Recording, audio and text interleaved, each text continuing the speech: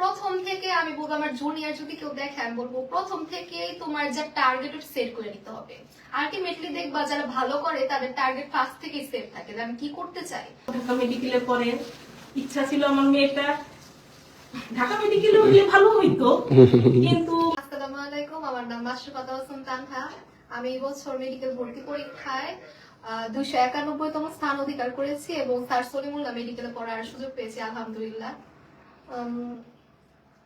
অনুভূতি বলতে আসলে এই অনুভূতি তো ব্যক্ত করার মতো না, এটা আসলে যারা চান্স পাইছে সবাই জানে, এটা আর কিছু বলার নাই।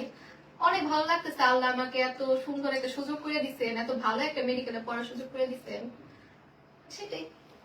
তো এই পুরো জার্নিতে তোমার সেই ইন্টারমিডিয়েট ফার্স্ট ইয়ার থেকে শুরু করে আজকে 2024 সালের এই ভর্তি পরীক্ষা পর্যন্ত আসা অবধি তোমার পুরো জার্নিটা কেমন ছিল? আমরা সবাই আসলে এই জার্নিটা জানতে চাই, যে জার্নিটা তোমার কেমন ছিল।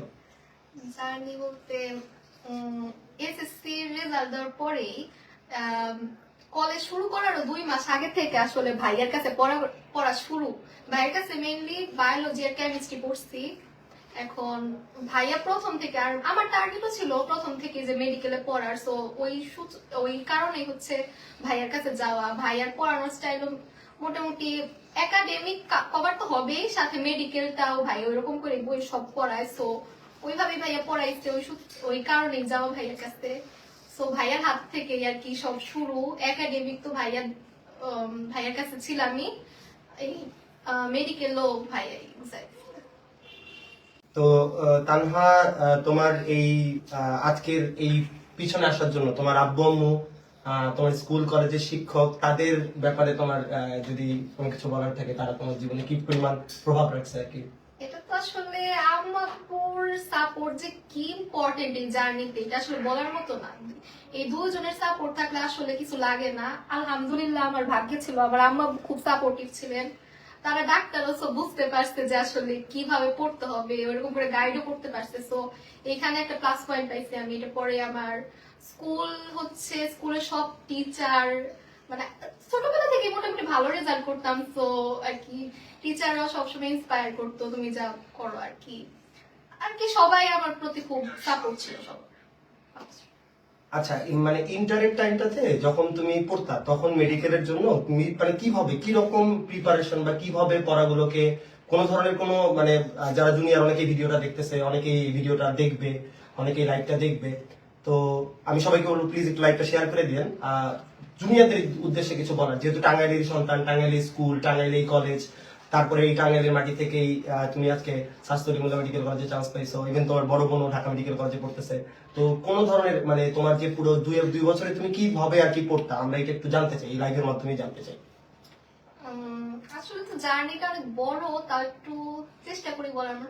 প্রথম থেকে আমি বলবো, আমার জুনিয়র যদি কেউ দেখে আমি বলবো প্রথম থেকেই তোমার যা টার্গেট সেট করে নিতে হবে। আলটিমেটলি দেখবা যারা ভালো করে তাদের টার্গেট ফার্স্ট থেকেই সেট থাকে যে আমি কি করতে চাই। সো এটা প্রথম থেকে ওইভাবে আগাইতে হবে। সো আমার টার্গেট যেহেতু আমি জানতাম আমার মেডিকেলে পড়ার ইচ্ছা, সো প্রথম থেকে আমি মেইন বই ফোকাস করে পড়াশোনাটা করতাম, যেটা ভাইয়ার কাছে পড়ে আরো ভালো হয়েছে, কারণ ভাইয়া সব বইয়ের প্রত্যেকটা লাইন ভালো করে পড়াই দিত। আর ভাইয়া যে কোয়েশ্চেনও করতো একেবারে বইয়ের ভিতর থেকে, যেন আমরা পড়ি, পারার জন্য তো পড়তে হবে। আর ভাইয়ার কোয়েশ্চেন গুলো ওইরকম ছিল যে কেউ যদি বই ভালো করে না পড়ে সে কোয়েশ্চেনে পরীক্ষা দিতে পারবে না, ভালো নাম্বার তুলতে পারবে না। সো আর কি ওইটাই মেইন বই ফোকাস করে পড়তাম।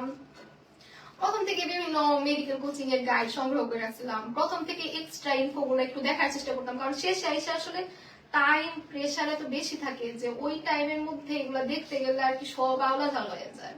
তো প্রথম থেকেই টুকটাক এক্সট্রা ইনফো দেখার চেষ্টা করতাম, বইয়ের অনুশীলনী সলভ করতাম। এটা পরে বিভিন্ন বলবো, আমার একটা কথা হচ্ছে যে কলেজের পরীক্ষাগুলো আসলে সিরিয়াসলি দেওয়া উচিত, এটা আমি অনেক বিশ্বাস করি। কারণ হচ্ছে আলটিমেটলি কলেজে যে সিলেবাসটা ভাগ করে দেওয়া থাকে, আলটিমেটলি সিলেবাস শেষ কেউ যদি ওগুলো কমপ্লিট করে ভালোভাবে, ওর সিলেবাস তো কমপ্লিট হয়ে গেল। এইচএসসিটা খুব ইম্পর্টেন্ট, এই টাইম এইচএসসি ভুলা যাবে না। তো তুমি কলেজের পরীক্ষাগুলো ফোকাস করে তুমি তোমার সিলেবাসটা শেষ করো, ওইখানে ভালো করে দাও ইনপুট, তাহলে তো তোমার হচ্ছে সিলেবাসটা ভালোভাবে কমপ্লিট হয়ে গেল, কলেজেও ভালো করতে পারবা ইনশাআল্লাহ আর কি।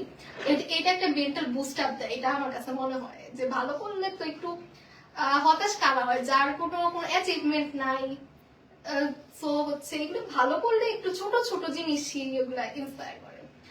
এটাই প্রথম থেকে সিরিয়াসলি করতে হবে। আচ্ছা, দীর্ঘক্ষণ পড়ার পর বা অনেক পড়াশোনার মধ্যে থাকার পর যদি হঠাৎ করে বোর্ড হয়ে যায় তখন কি করতে?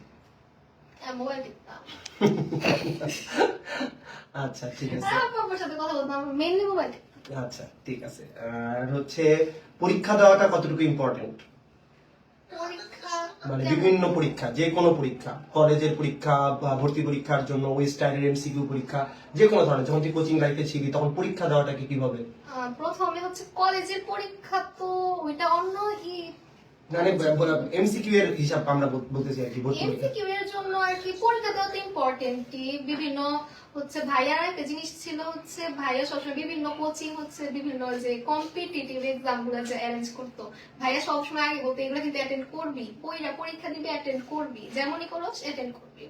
সো দিতাম, আলহামদুলিল্লাহ মার্কও খারাপ আসতো না আর কি। এগুলো দিলে মেইন যে কথা হচ্ছে একটু অভ্যস্ত হওয়া যায় ওই প্যাটার্নের সাথে, নিজেকে খাপ খাওয়া, কিভাবে কোয়েশ্চেন আসে, আমি কিভাবে পড়াশোনা করবো ওটা বোঝা যায়। তো এই এক্সাম গুলো দেওয়া খুবই দরকার। আচ্ছা, তো আমাদের আসলে এই লাইভের উল্টা দিকে আমাদের হচ্ছে তানহার আম্মু, আমাদের আন্টি। প্রথমে আসসালামু আলাইকুম আন্টি। আপনাকে অনেকে এখন দেখতেছে, পাশাপাশি দুইজন ডাক্তার, চিকিৎসক মা এবং হবু চিকিৎসক সন্তান। তো আন্টি, আপনার কেমন লাগতেছে? আপনার অনুভূতিটা যদি একটু বলতেন।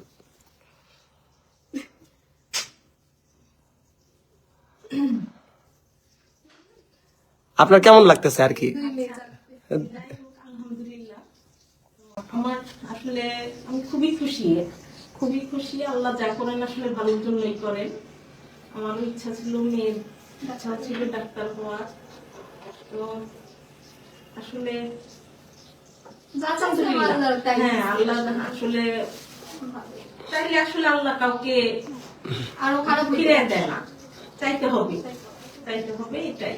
আর বড় মেয়েটাও ঢাকা মেডিকেলে পড়ে, ইচ্ছা ছিল আমার মেয়েটা ঢাকা মেডিকেলে হলে ভালো হইতো, কিন্তু যাই হোক তারপরেও আল্লাহ হতাশ করে নাই, মেয়েটা পাশেই আছে, দুই বোন পাশাপাশি থাকবে, আমি খুব খুশি আসলে। আচ্ছা ঠিক আছে আন্টি, অনেক ধন্যবাদ। আপনি আমাদের বাচ্চাদের জন্য এবং সবার জন্য কিছু বললেন। আর তানহাকে বলবো, তানহা বড় হয়ে কিসের ডাক্তার হবে আর কি? এখন তো চান্স পাইলা, এখন তোমার কি ভবিষ্যতে কিসের উপরে কাজ? আসলে কোনো বিষয় জ্ঞান নাই, এখন পড়তে যেটা ভালো লাগে আর কি। এমনি যেমন বই, এইচএসসির বই পড়তে যায়, রক্তচাপটা ভালো লাগতো।